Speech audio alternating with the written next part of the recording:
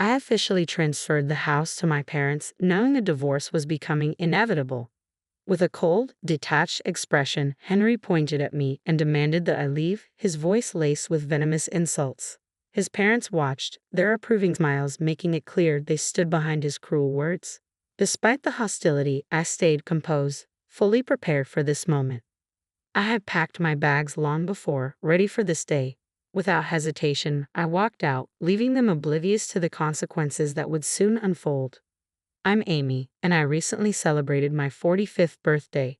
It's been quite a while since Henry and I were married, and our children have grown up, forging their own paths away from home. Once an ordinary salaried worker, my life took a turn when a friend introduced me to teaching others how to create handmade accessories. This shift from hobby to profession has been transformative, bringing me immense joy through my interactions with students and the daily act of creating. While some might doubt the wisdom of turning a passion into a career, I find deep fulfillment in it. Henry and I met by chance at my previous workplace, where he was associated with a client company. Our frequent encounters at work-related events blossomed into a deeper relationship, leading us to marry for love. After 4 wonderful years, we welcomed a lively and healthy son who has since graduated from a prestigious university and is now thriving in a happy marriage of his own. Yet, despite our son's achievements, Henry and I have struggled over the years. The gentle, thoughtful man I married transformed into someone much harsher, becoming increasingly demanding and treating me more like a servant than a partner. His expectations shifted daily, turning our home into a battleground over the smallest issues. As his verbal outbursts intensified, I found myself yearning for a fresh start, desperate to escape the turmoil. However, an unpaid mortgage kept me tethered to our current situation. To make matters worse, Henry inexplicably quit his job and now spends his days idly at home, leaving me to handle all the household responsibilities alone. The house we live in is especially dear to me as I financed its recent reconstruction with my savings. It stands as a testament to my dreams and hard work, a space crafted for my vision and effort.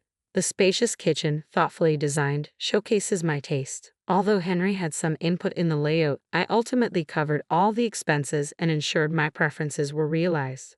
Building this house was both a challenge and a joy, embodying everything I had hoped for. Unfortunately, the financial burden was heavier than expected, forcing us to take on a larger loan than we had planned. Taking on such a significant financial burden in our 40s felt overwhelming, but the promise of happiness in our new home gave us the strength to manage the debt. Yet Henry remained dissatisfied. His input was only minimally reflected in the final design, and he frequently complained, dismissing the expenses as wasteful and akin to throwing money away. Despite his grievances, I chose to focus on the joy our new home brought, trying to ignore his discontent. As time passed, Henry's complaints grew quieter, and he began to express his frustration through childish behaviors, like scattering trash and creating messes to irritate me. I'd often found myself wondering when this cycle of conflict would come to an end. A few months after we moved in, as these thoughts swirled in my mind, the doorbell rang unexpectedly. We weren't expecting any visitors, which sparked my curiosity. Just as I was about to answer the door, Henry jumped up and moved to open it himself, as if he knew who it might be. Soon, cheerful voices and laughter floated in from the entrance. When the living room door finally swung open, I was taken aback to see my in-laws, Willie and Catherine. My relationship with them had always been strained. From the moment we announced our marriage, they had been cold and critical of my background, maintaining an uncomfortable distance even on our wedding day. Their sporadic visits since then always left me uncertain about how to navigate each encounter. Despite the lack of recent communication, their unexpected arrival left me feeling unsettled. I greeted them politely, though a hint of tension lingered in the air. They walked past me without a word, pointedly ignoring me and even brushing against my shoulder as they explored the house. Their envy was palpable as they admired the spacious, well-designed kitchen. Meanwhile, Henry reveled in their attention, proudly showing them around. When they returned, their faces reflected satisfaction, but Henry's mood shifted sharply. He turned to me with a stern expression and loudly commanded me to prepare tea and snacks quickly. Taken aback by his sudden outburst, I hurried to fulfill his request, feeling the weight of the moment as I set about making tea and snacks. Despite my efforts to be welcoming, Henry's parents appeared unsatisfied. Willie quickly polished off his snacks and tea, offering only a brief compliment about the house's interior.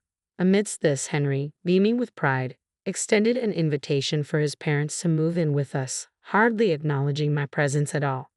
As they listened to Henry and prepared to leave, I stood back, watching their retreating figures. The gap between Henry and me felt immense, especially as I saw him so animated and joyful with his parents, a side of him I hadn't witnessed in a long time.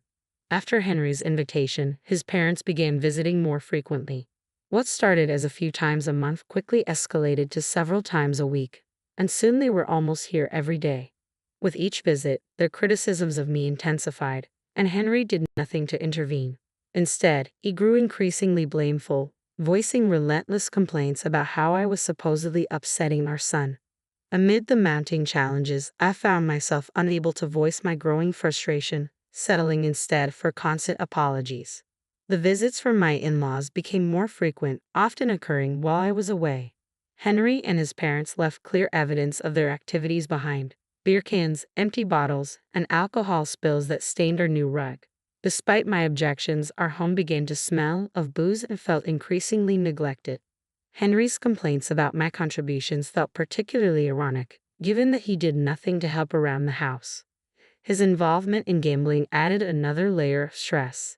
Betting slips frequently appeared, highlighting the financial risks and the futility of trying to explain the dangers of his habit. The losses were especially painful as the money wasted was hard-earned from my relentless efforts. As the in-laws' visits became more frequent, they often timed their arrivals for when I was out. This made it increasingly difficult for me to manage the situation or assert any control over the growing chaos and discomfort in our home. One day, when I unexpectedly returned home early, I found Henry and his parents comfortably settled in our living room. Surprised, I confronted them, but their dismissive responses and snarky attitudes made it clear they saw my presence as an annoyance. Frustrated and stressed by their insolence, I realized I had reached my breaking point. Instead of succumbing to my emotions, I resolved to devise a plan to manage the situation effectively. In the midst of this turmoil, an unexpected incident unfolded. On a day I would typically be away, the in-laws arrived unannounced, their surprise at finding me home unmistakable. I couldn't resist making a sarcastic remark about their usual avoidance of me, but they brushed it off as they confidently entered the house. Henry greeted them with a warm smile and proceeded to show them around from the kitchen to the bathroom. As I watched their thorough inspection, suspicion crept in. It felt like there was a hidden agenda behind their visit. When they left, their satisfied expression suggested they had uncovered something significant. Curious and increasingly cautious, I questioned their need for such thorough inspections and wondered if there was something they felt compelled to tell me. I had previously warned Henry not to pry into my concerns, insisting it was none of his business, yet his behavior suggested he was hiding something. I suspected he was trying to manipulate the situation, though identifying his exact intentions proved difficult. My best option was to quietly observe and decipher the unfolding scenario. Then one day, after work, I returned home to a startling sight. A large moving truck parked in front of our house, emblazoned with the logo Moving Center. Henry was deep in conversation with the truck driver and several representatives. When our eyes met, he quickly averted his gaze and hurried back inside. To my shock, my in-laws arrived at the same time. They greeted me casually as if nothing were wrong, while Henry welcomed them with open arms, ushering them into the house. The tension in the air was palpable, signaling that significant changes were about to impact our living situation. As I followed Henry and his parents inside, I was struck by the dramatic transformation of our home. The familiar furnishings and personal items that once filled the space had vanished, replaced by my in-laws' outdated furniture, arranged as if they had already moved in. Sitting on the sofa, I was surrounded by their smirking smiles, radiating a sense of smugness. Their demeanor made it clear that this change wasn't spontaneous but part of a well-orchestrated plan. Feeling a mix of anxiety and determination, I opted to stay silent and observe what would unfold next. The anxious glances exchanged between my in-laws only intensified the already tense atmosphere. Soon, they hinted that there was something important they needed to discuss, suggesting an ulterior motive.